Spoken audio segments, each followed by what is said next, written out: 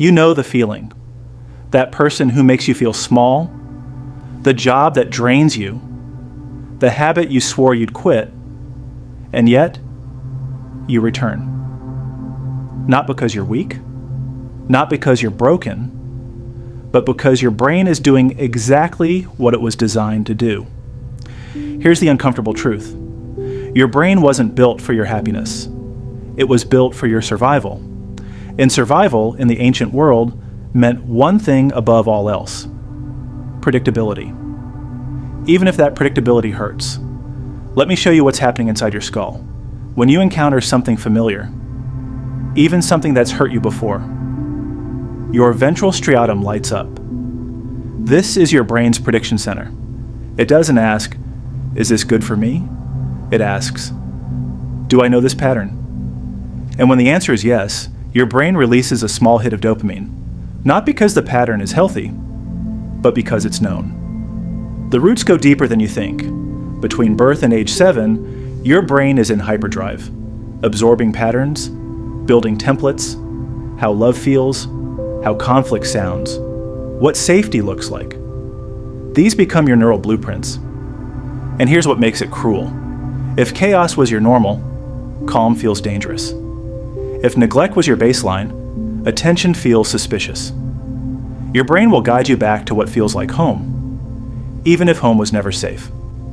This is called repetition compulsion, first described by Freud, later confirmed by modern neuroscience.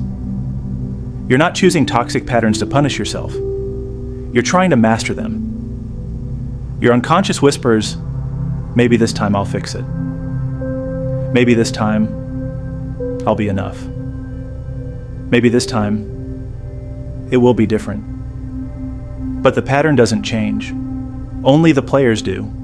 Let's talk about your threat detection system. Your amygdala and hippocampus work together like an ancient filing cabinet. Every emotional experience gets tagged, sorted, stored with context. When something new appears, your brain runs a rapid scan. Have I seen this before? If yes, it uses the old file, even if that file is labeled danger. This is why you might feel anxious around kindness, but calm in chaos. Your system isn't malfunctioning, it's playing the only tape it has. The neurochemistry makes it worse. Toxic patterns often create an intermittent reward schedule, the most addictive pattern known to neuroscience. Kindness, then coldness. Validation, then withdrawal. Your dopamine system goes haywire. It can't predict when the reward will come, so it stays in constant anticipation. Slot machines work this way. So do toxic relationships. So do Instagram likes. Your brain becomes hooked. Not on the good moments, but on the unpredictability of them. Then there's the attachment piece. Mirror neurons make you unconsciously mimic the emotional states around you. If you grew up near anxiety, anxiety feels like connection. If you learned that love requires sacrifice, healthy boundaries feel like abandonment. You're not attracted to what's good for you. You're attracted to what's familiar. And familiar feels like truth, even when it's poison. But here's where it shifts. Awareness doesn't break the pattern, but it creates space around it.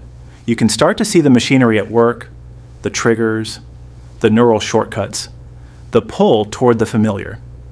And in that seeing, something loosens. This is where your prefrontal cortex comes in, the part of your brain responsible for conscious choice, for stepping back, for interrupting the loop. It's slower than your limbic system. It needs practice, but it's trainable. Here's a framework to work with your brain, not against it. Step 1, name the pattern. Write it down with ruthless honesty. I choose people who are emotionally unavailable. I stay in situations that diminish me. Naming interrupts autopilot. Step 2, trace the origin. Not to blame, but to understand. When did this pattern first make sense? What was it protecting you from? Your 8-year-old self had good reasons. Honor that, but recognize you're not 8 anymore. Step 3, identify the somatic signature. Toxic patterns have a feeling in your body, a tightness in your chest, a knot in your stomach, a familiar heaviness. Learn to recognize it. This is your early warning system. Step 4, Create a circuit breaker. When you feel the pull, pause for 60 seconds. Not to suppress it, but to witness it. Ask yourself, is this familiarity or is this health? Step 5. Build new neural pathways through micro-choices. You don't need to overhaul your life. You need tiny repeated acts of self-loyalty. Choose the less familiar path. Sit with the discomfort. Let your nervous system learn, this is safe too. This is the integration model. Old patterns don't disappear. They get integrated. You're not erasing your history. You're building new options alongside it. Think of it like this. You're adding new roads to a city. The old roads still exist, but now you have alternatives. And every time you take the new road, it gets a little wider, a little easier, a little more automatic. Your brain will always prefer the known. That's not a flaw. That's survival. But you, the conscious part of you, can gently intervene. You can thank your brain for trying to protect you, and then choose differently. The truth is simpler than you think. You're not addicted to toxicity. You're loyal to what once kept you alive. But you don't live in that world anymore.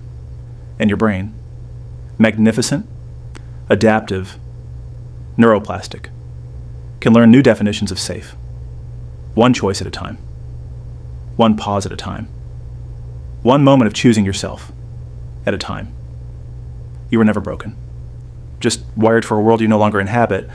And now with patience and practice, you can teach your brain what it never learned before. That peace is not a threat. That kindness is not a trap. That you deserve patterns that don't require you to disappear. The pattern ends when you see it, and you're already looking.